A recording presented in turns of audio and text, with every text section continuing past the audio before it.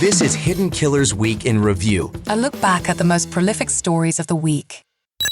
This is the Hidden Killers podcast with Tony Brueski. Featuring defense attorney, Hidden Killers daily contributor, and host of the Defense Diaries podcast, Bob Motta.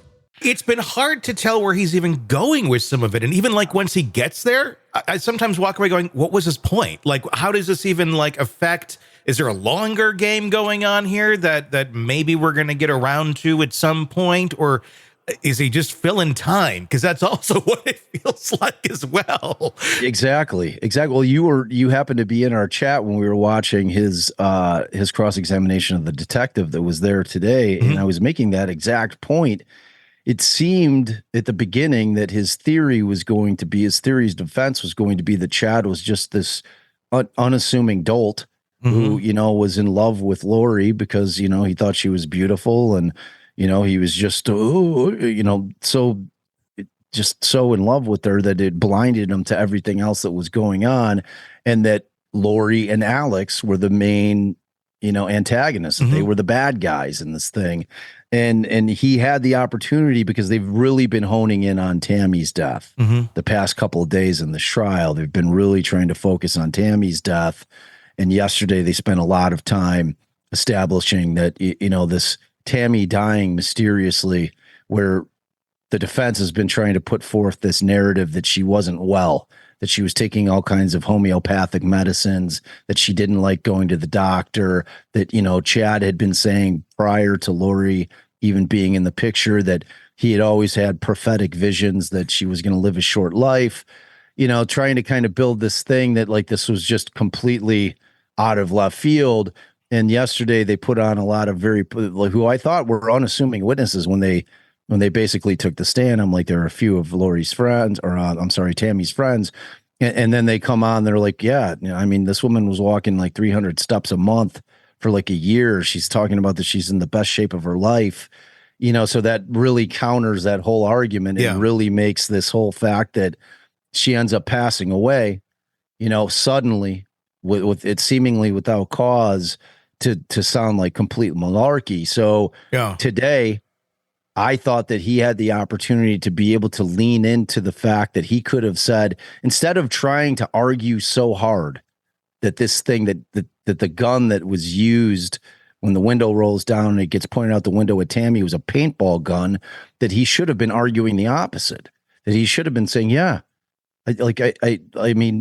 it probably was a gun, right? I mean, we know that Alex Cox tried to kill Brandon Boudreaux. Mm-hmm. We know that he did kill Charles Vallow with a gun. So it would make sense that this was once again Alex Cox doing Lori's bidding and trying to get rid of Tammy so that she could be with Chad. Yeah. But he didn't do that. It was like the opposite strategy, which makes no sense whatsoever. I'm with you, man. I was super confused by it. I don't know. I just don't know. I mean, I just walk away from that just shaking my head. Is the reason he's trying this thing alone because the retainer's out, there's no more money? Didn't the state, though, say earlier on that we will give you money for a second, but he just couldn't find anybody? Is that pretty much what it came down to? Nobody's willing to step up for this? Yeah, that did happen. So, when he tried to get out, the judge, of course, denied him because it was too close to trial. Mm-hmm. And the judge did say, I will give you the money. The county will give you the money to go find a second chair, get on it. And he tried. The problem is, and I've seen this question come up in chat quite a bit, like prior isn't death penalty certified. Yeah. But when you're hired at, whoa. Look at that. Oh, wow. He just had balloons. Wow. So like he's not death penalty certified, but when you're hired as private counsel, you don't need to be. So when the state is basically giving you the money to have somebody appointed as a public defender, those folks do need to be death penalty certified. Okay. And in Idaho, there's not a ton of them. Mm-hmm. So yeah, he just like based on the limited number of people, like we know, I think Ann Taylor is, on the Koberger case, which is obviously another Idaho case. Yeah. I think it's a limited pool in terms of attorneys, PDs in that area that are death penalty certified, and he just couldn't find one, which meant that he had to go alone. And he's not death penalty certified, so you'd have to find one that is. I mean, isn't this a big argument for a retrial or ineffective counsel at the end of the day? Of he's not death penalty. I mean, no.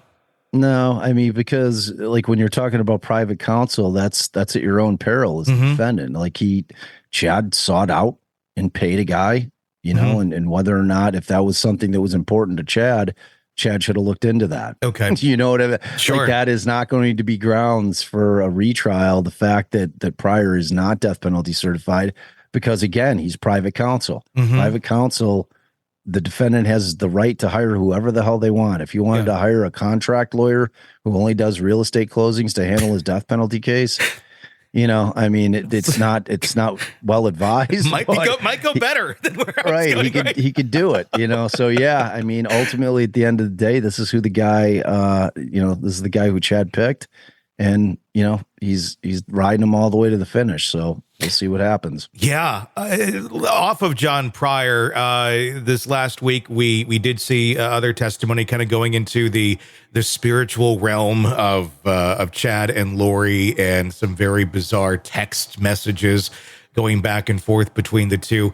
And it seems that they laid out a pretty good case that Chad was the one that was manipulating Lori, at least some of the time, by some of the texts. How do you think that's been playing so far?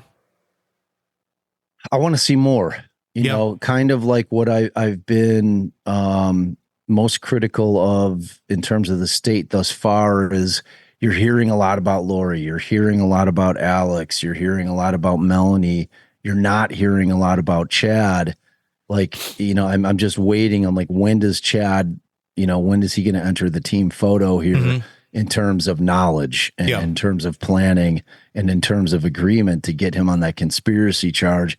And they're building up to it. You know, you can see what they're doing because the way that they handled Lori's case, you know, I like in that case, I'm like, it's not going to matter. I don't even care if the state's going to meet their burden. They're definitely convicting Lori because she's a mother bear who betrayed her children.